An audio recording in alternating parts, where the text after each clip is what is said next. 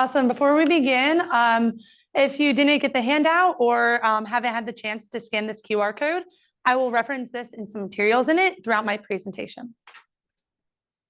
All right, so as I said, my name is Miss Nina Coolidge, soon to be Miss Coolidge here, this upcoming student teaching. Throughout my presentation, I'm going to be referencing the three-circle model of ag education. A lot of acronyms, so I just want to briefly go over them. We have classroom instruction, which is where students are physically seated in the classroom, getting that content knowledge of plant science, animal science, ag mechanics. And then we have supervised agricultural experience. So this is also known as SAE.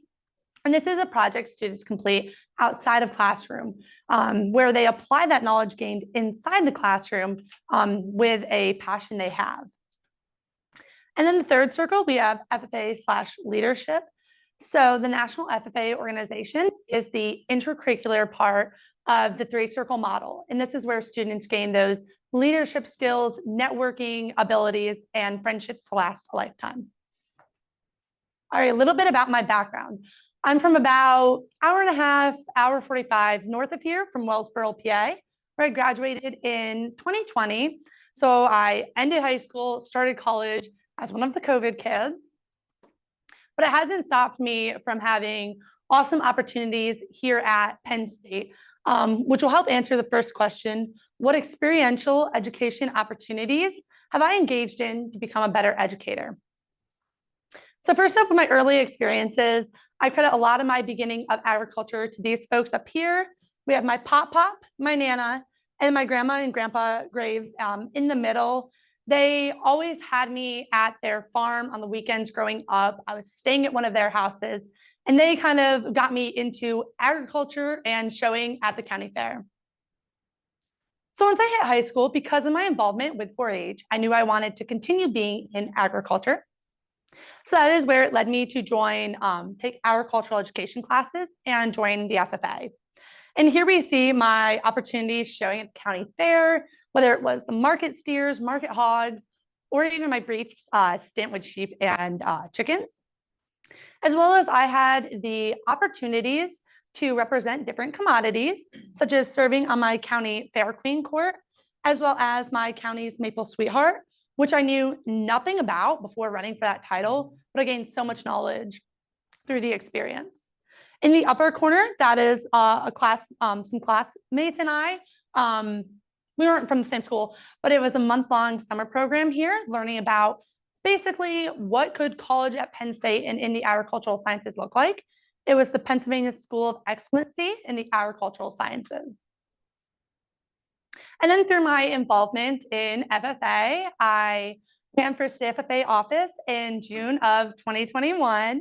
Where I was elected alongside 6 of my other teammates to serve the members across Pennsylvania, doing workshops, conferences, conventions, business and industry tours, you name it. And those 6 individuals, as well as the state executive director, Mr. Michael Brammer, really helped support me in my agricultural education journey and in FFA. And I'm fortunate to have some of them here in person today. Moving on to college. So I'm the agricultural extension education major, production option. And my minor is in international agriculture because of some amazing experiences here. While I've been here, I've had the opportunity to gain certifications, whether that is in the National Safe Tractor Driving Instructor. I've also been, have the American Red Cross First Aid, CPR, cut out the AED part, but I can use that. Something I'm hoping I don't really have to use in the classroom, but I'll be ready to if the occasion arises. And then the National Agricultural Literacy Educator as well. So incorporating how can we have literacy and cross-curricular connections with English, reading, writing into agriculture. Some key courses and assignments that I've had while at Penn State have been the AE 349 and 350 Ag Mechanics. I didn't have that experience in high school, so getting the experience in welding, electricity, plumbing, as well as learning kind of how to teach the methodology has been wonderful. I've also liked to credit Animal Science 201. So this class gave me a real wide look at what production agriculture looks like. And I credit Dr. Dale Olver for doing a great job in that class.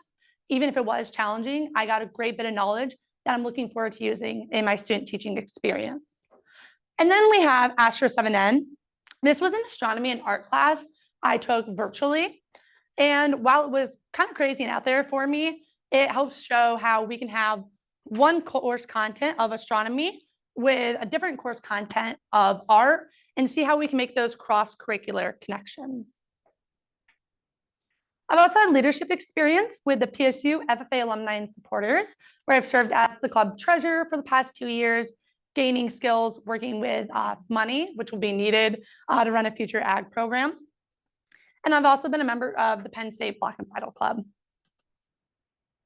I've had a few different experiences with learners throughout my time here at Penn State, one of them being through the Global Orientation to Agricultural Learning Program. I was in this last year, and part of this amazing opportunity was last March, I got to spend a week down in Kentucky teaching international agriculture to students under the direction of Mr. John Hammond and Miss Claire West. And those are some of their amazing students up top. And then I also was able to travel to Belize in May. And through this opportunity, we worked with students at the Independence Junior College. And we worked with them to create a workshop to then go and teach to the local high school students.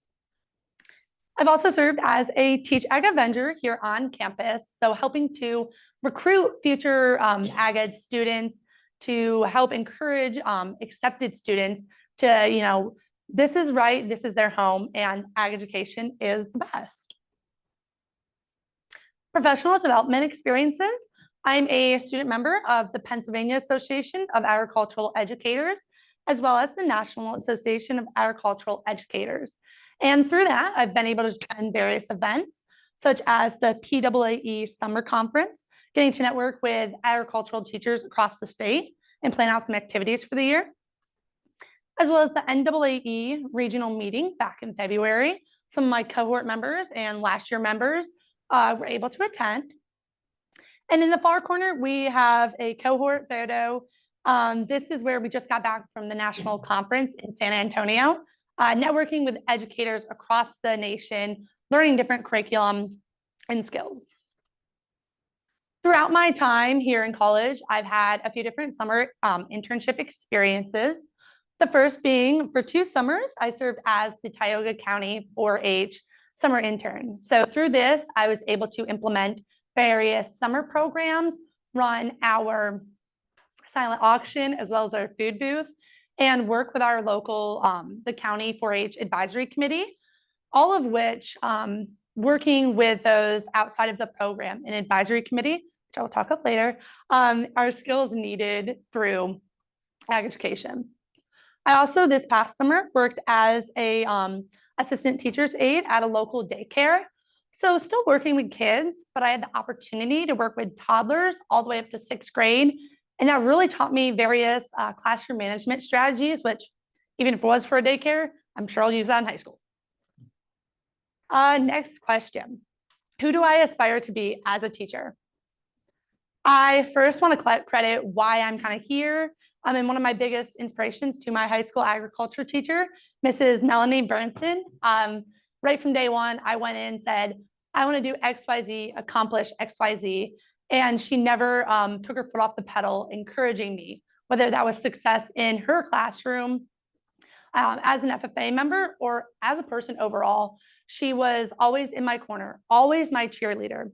And I want to be that kind of educator who is there for her students, encouraging them that they can do whatever they set their mind to.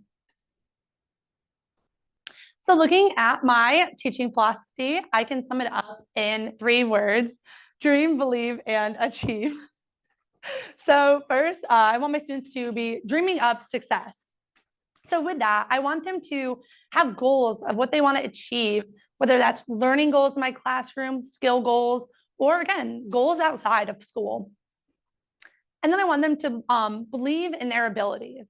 There's things that I'm not good at, my students won't be good at, but if they have faith that they're not good at it yet, but they will get to where they feel comfortable doing that skill, comfortable with that knowledge base.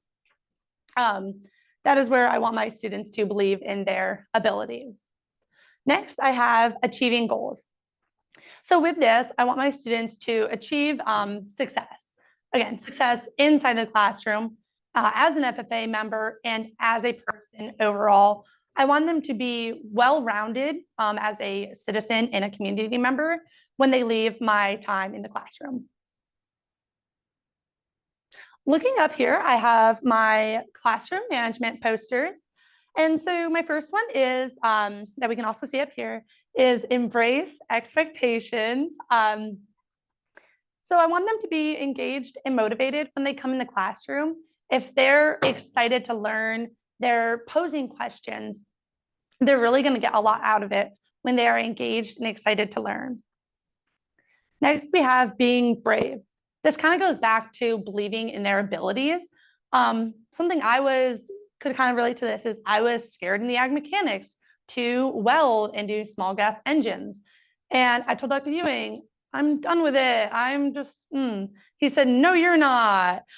So right there, kind of believing in my students, believing that they can do it, and instilling that you can overcome that fear and you can be brave and do hard things. Next, we have be respectful, accepting, and caring. Those can kind of all three be summed up in being respectful and accepting of yourself, your fellow peers, myself, and any other administration or community members that come into the classroom. If we are accepting, caring, and respectful to others, that'll create a safe and inclusive learning environment that best fits the need of everybody. And then we have efficient. I want to get the most out of my students' time in the class since they are only 45 minutes. So being efficient with their time will help. Procedures. Be on time, be ready, and bell ringer. So those are going to be the first three things they do when they come into the classroom. To be on time and then have all the necessary supplies to get work done, and the bell ringer. So the bell ringer is going to kind of help to hopefully mitigate the beginning of class chaos. And then we have be curious. I want my students, again, to be asking questions, be involved with what we're learning in class, and that'll help them learn the learning objectives. And finally, to wrap up, they need to be able to clean up their area and participate in the wrap up. So if we're doing a lab, they need to clean their workspace, as well as kind of do the wrap up, whether that be a review or the exit ticket. And then we have consequences, and these are based off of talking with my cooperating teacher and looking at the Wilmington Student Handbook. So first we have a warning kind of in class, hey guys, let's not do that behavior. And then if that behavior still persists, we're gonna have a meeting where I'd pull the student aside after class and say, hey, this is what's up, this isn't acceptable, how can we fix it? Then we're gonna call home. I believe that having parents engaged in what's going on at the school so they're aware, and having that clear line of communication is important. So maybe they can help fix the issue at home, or I can be aware of other situations. And then last but not least, we have office and detention referrals. Hoping it doesn't escalate that far, but those policies are in place should behaviors arise. Next, I have my model program. So I do want to enter the classroom after graduation. I'm really looking forward to being in the high school setting. And if I design my own program, everybody would start off with an intro to agriculture and leadership class. So gaining up what is agriculture. And then they would be able to move on to the 10th grade level, so the second level prerequisites of where they start to design a career path for themselves, whether that's in animal science, plant science, or food science. And then after they complete that second level prerequisite, this is where they can then kind of pick and choose then for the other two classes in that career pathway. And as you can see, there's a variety that students can engage in to help develop their knowledge base of agriculture. This is my my lab management plan project that I created with my dad. Over Thanksgiving break, he had some plywood that he had used for a previous project. And I've been telling my grandfather that I'm an ag mechanics girly now, so I can work on the shop. I really can't that much. So we created this toolbox for my grandfather. He's not watching, so I can say this. I created this for him to use on the farm as his Christmas present, but it's roughly just under $15, and it's a project I will be incorporating into my Intro to Ag Mechanics class. And if I were asked to design what my future lab space would look like if I went to a program and they said, hey, here's the money, design it, I would love to start out with a large lab space. So you can see we have some lab benches where we can do hands-on learning, such as floral designs, any natural resource management labs. And that over on the far edge, that's a floral cooler. And then we also have some shelving, which the shelving wasn't working for me to like put it all against the wall. So I did my best. But then let me point, those are rolling carts. So to help save student workspace on the tables, I would love to have rolling carts so that they can use that to carry materials. And in the back, we'd have kind of the animal science lab room. So this is the storage area, and I would love to have maybe rabbits, guinea pigs, chinchillas back here. And then bring in larger animals such as a pig in the classroom, a goat in the classroom, for animal anatomy or animal reproduction. Then I'd also, next is the back to the three-circle model of ag education, the supervised agricultural experience project. I would have all my students in the entry-level class have a foundational SAE project. So this would kind of give them exposure to what is agriculture, what are careers in agriculture, what is my passion, my niche in agriculture. From there, they'd be able to choose a different immersion SAE. So we have placement, which could be a paid or unpaid job / internship. We have entrepreneurship, where they could, per se, raise livestock and sell it at the local county fair, have their own lawn landscaping business. We have research, where they can pose a question, I wonder, or how does this work, and solve it or just research about it. And then we have service learning, and this is where they can find an issue in the community, kind of engage the community in it and help solve, do some community service. And this is kind of the roadblock picture map of SAE. I would love to have this poster in my classroom for students, kind of showing how we start at ag education and that foundational SAE. And as we grow and get career exploration, we choose that immersion SAE. And then hopefully we're ready for college or career after high school. Integrating FFA into my classroom, I would love to have a chapter officer team as well as committee leaders to help efficiently and smoothly run the chapter, as well as engage the chapter in community service events to bring awareness to the FFA chapter and ag program. I'd also have my students, if they would love to, compete in career and leadership development events through various practices and then contests at the area, state, and national level. With this, we could also tie in the community aspect. I don't know everything, but if my students came up to me and wanted to do the ag mechanics CDE, I would reach out to a community member who maybe owns their own ag mechanics shop and allow them to help out with practicing and coaching this team. And then we also have conferences and conventions at the local, state, and national level to, again, gain those leadership experiences and make those lifelong friendships and connections. So how would I market this program? I would do it through a program recruitment video, which my one for AE 413 and 295 is in my student teaching portfolio. I'd also love to do school district-wide events, such as move-up days where 8th graders would come up to the high school and see what CTE program they'd want to be in. Or we could do going to the elementary school to teach students. And getting the name or word of the program and FFA chapter out there through newspaper releases, social media, and news videos. How I plan to integrate the community into my student teaching experience as well as future program. I'd have an operational advisory committee and a local advisory committee. So this is where there's community members from business and industry to parents, alumni supporters, higher education, helping to kind of guide the teacher, guide the program, secure funding. And I'd love to, again, have an alumni and supporter chapters of past ag program members or those who just want to support agriculture. And in my student teaching experience, I actually have a unit on community engagement and service learning, where students are going to identify a need in their community and work to solve that need. I'm also going to have some guest speakers and presenters. Again, I don't know a lot of things, but those guest presenters are going to help give students some different experiences with that. As well as I want to learn about learning by doing grants to help secure funding in new technology for my classroom. So question 3, how am I prepared to maximize my student teaching internship opportunity? So I will be teaching at Wilmington Area High School, which is about 2.5 hours west of here.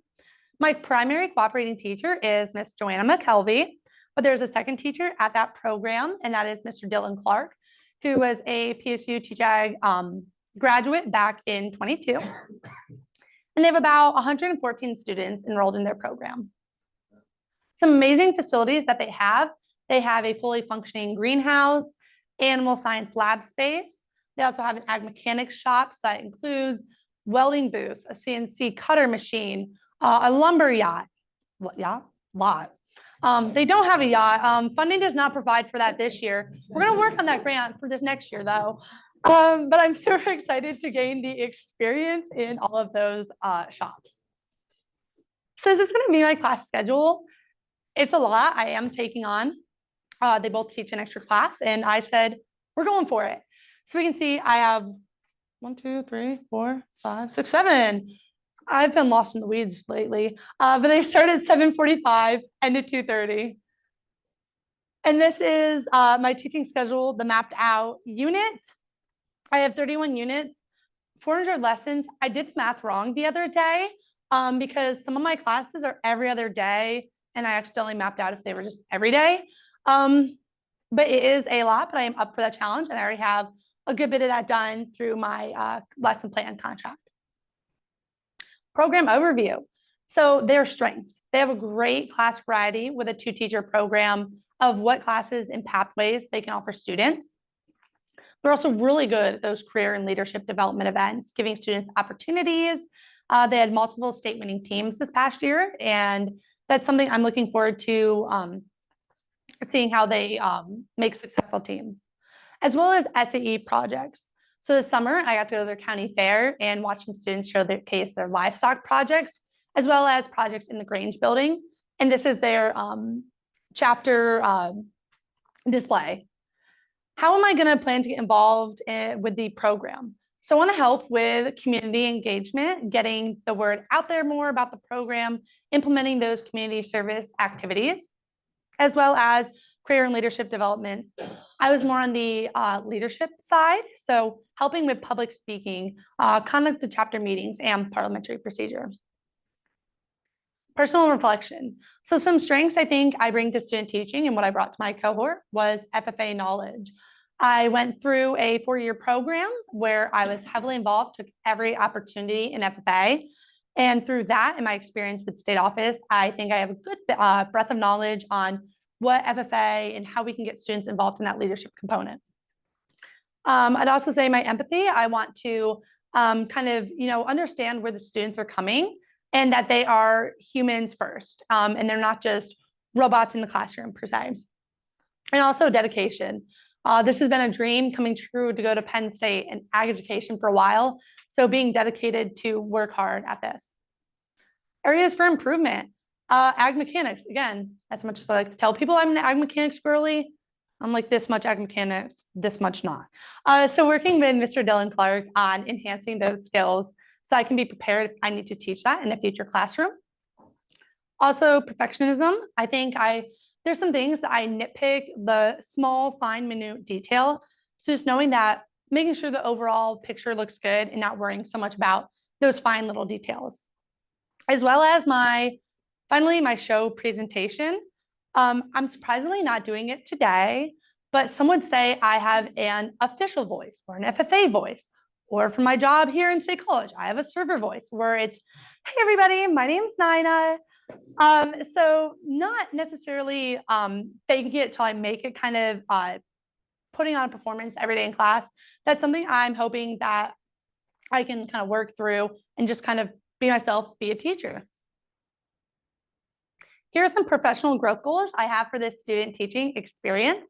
As we can see, started out, this was day one, and here we are, we're done, hopefully. But again, some professional growth goals I have are that ag mechanics. I also want to learn how a two-teacher dynamic works. I came from an amazing one-teacher program, but two-teacher programs are becoming prevalent. So I want to see how that responsibility is dualed out between two teachers. I also want to learn about the timing of instruction and effective instructional planning. I feel like right now, as I've completed my unit and lesson planning, I've been like, is this really the right pacing? Do I need to give students more time for this project? And those are things I'm hoping to learn how to gain those skills in student teaching, as well as classroom management. Throughout a few of my experiences working with students, I've had a little bit of those skills needed, but being in there in the trenches with the students, I would love to learn how to effectively manage a classroom. And last but not least, I just want to say thank you to everybody who is here for my presentation, whether that is in person or over Zoom. And these are just some of the few people that have impacted my ag education journey, whether that was in high school, college now, work, etc., for who's listened to me talk about ag education, about FFA, about Penn State. And yeah, ta-da!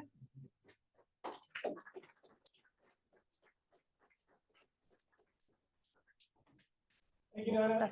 Muted us. Online folks that contribute some questions in the chat. Is there a first question for that? Yeah. Nina, you shared lots of things that you're eager to work on and do student teaching. What is the one that you're most excited about, and are you prepared or are you preparing for it? Yeah, so I think the one thing I'm most excited for is my food science class that I'll be teaching. I didn't participate in a food science class in high school, but I'm excited because that's a topic I've been wanting to learn more about.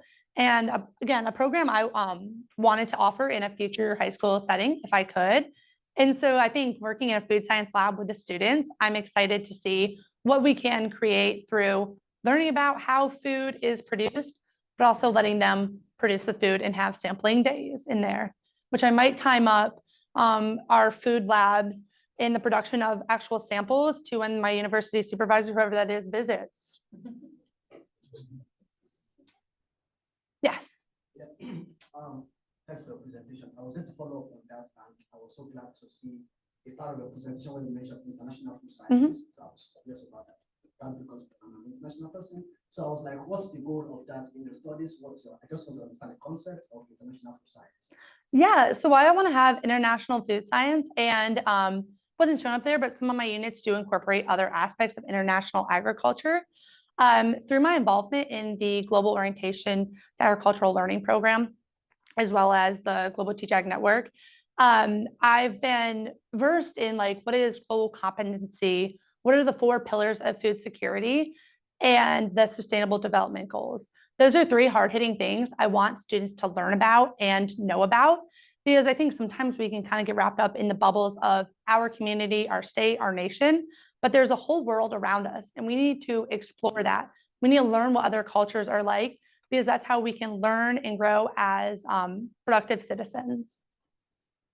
Nina, I'd like to explore, you mentioned the importance of community engagement, and you have a community-based unit.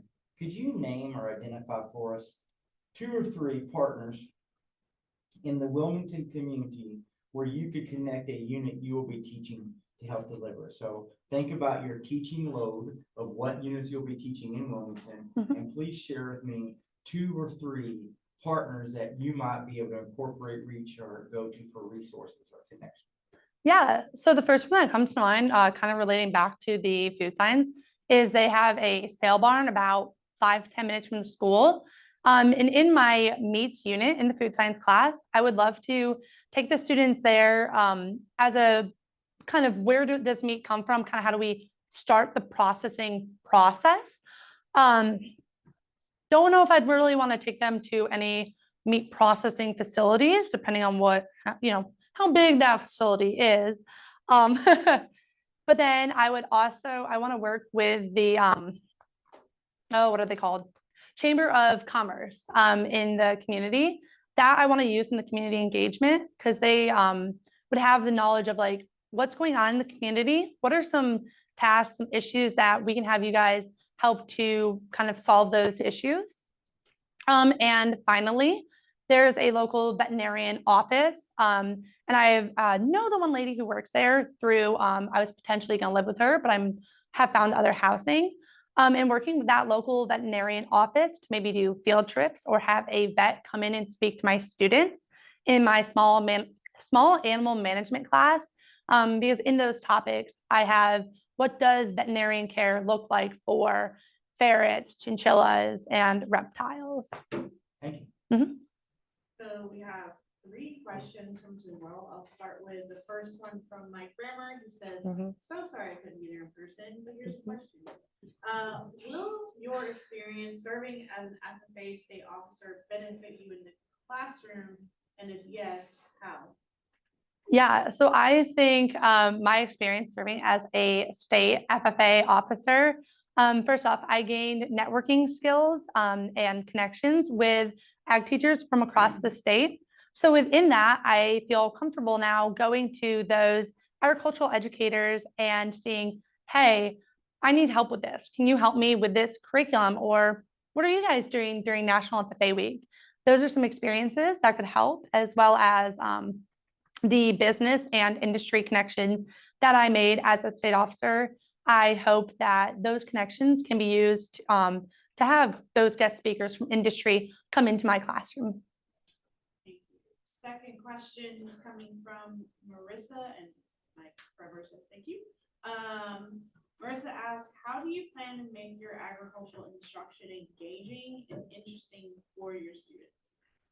Yeah, so there does have to be days where we learn the base content, but in every unit, at least once, maybe twice, depending on how long the unit is, I have a hands-on project that they are completing. So every unit kind of ends with such as my, which one is it? I think it's my ferret one, or the chinchilla. Students are completing a socialization and training technique with animals. I also have in my reptiles unit, students are completing a shoebox habitat replica. So getting students to apply hands-on the knowledge that they learn through lab experiences and field trips is how I hope to engage my students. And last question from Greg is, how do you plan with such a full student teaching schedule, as well as teaching classes you're not as confident in, like I can? Yeah, so one thing that's been really helpful for me is, I don't have it on me, but we were given a planning notebook calendar, and that's been really helpful for me to write out what's due when. And I hope to utilize that in my student teaching experience with, this assignment's due this day, or I need to have these materials collected and ready for class on this day. So it's one way I hope to keep myself organized, as well as just talking with my cooperating teacher, Miss McKelvey, and Mr. Dylan Clark, and seeing how they kind of organize their classrooms and pick up those skills and gain the content knowledge from them, not being afraid to ask for help when needed. Most of our comprehensive school-based ag education programs are not required courses for students at the high school level. What does Ms. Coolidge do to recruit students when she's in charge of her own program in 8 months? Yeah, so I think the first thing is you have to go like on the students level. So it's one thing if I were to go up to the students and say, hey, join my class, it's cool and awesome. But if they have their peers, engaging them in those conversations, encouraging them, I think that would be effective. So how I would do that is, again, hopefully with the move up day, if this is a 9th through 12th grade program, if 8th graders came up to visit CTE programs, I would have my juniors, seniors kind of do a little workshop, engaging them in what ag education is. I'd also use social media. I'm going to say 9 out of 10 students have some sort of technological device. So engaging students on technology and social media, I believe, would help engage students. Question from the audience? And I need you to describe in your own words intracurricular. Yeah, so intracurricular, so the opposite real quick, is the extracurricular. That's what's known as your sporting events and other clubs within the school. Intracurricular is because it has that ag education component. You can't have an FFA chapter, or if some people call it an FFA club, you can't have that without having a certified agricultural education program in your high school. So that is what the intracurricular part of FFA is. Let me continue that. How do we select which leadership or competitive development events that we choose to have our students participate in that FFA chapter? Yeah, so I think a lot of it is where it is going to be student led, and it's based off of what the students would want to do. You know, I'm fond of conduct of chapter meetings, but if my students don't want to do that, if they're not going to enjoy that experience, I'm not going to force them to compete or participate in that event. Again, if they want to maybe do small gas engines and I don't know about that, that's where that community engagement, pulling in community resources to help those students learn that career event and gain that knowledge and skill to help them in their future careers would come in handy. Thank you.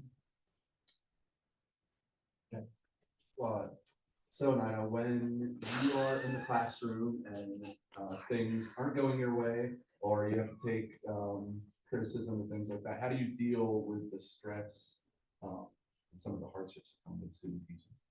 Yeah, I think that's definitely something I'm looking to implement various strategies. The first is if I'm getting feedback from my cooperating teacher, knowing to take it as a large picture. You know, she's there to help me in developing as a future educator. And she's doing what she believes is best to help me grow to be the best I can be. So remembering to not necessarily take it all to heart. Take it all to heart. And that's not necessarily an attack on myself or my abilities, but that they are helping to develop me. And if I need to, you know, take a step back, take a breather, that I'll do so. It's our time for today. Can you join me in congratulating Ms. Coolidge?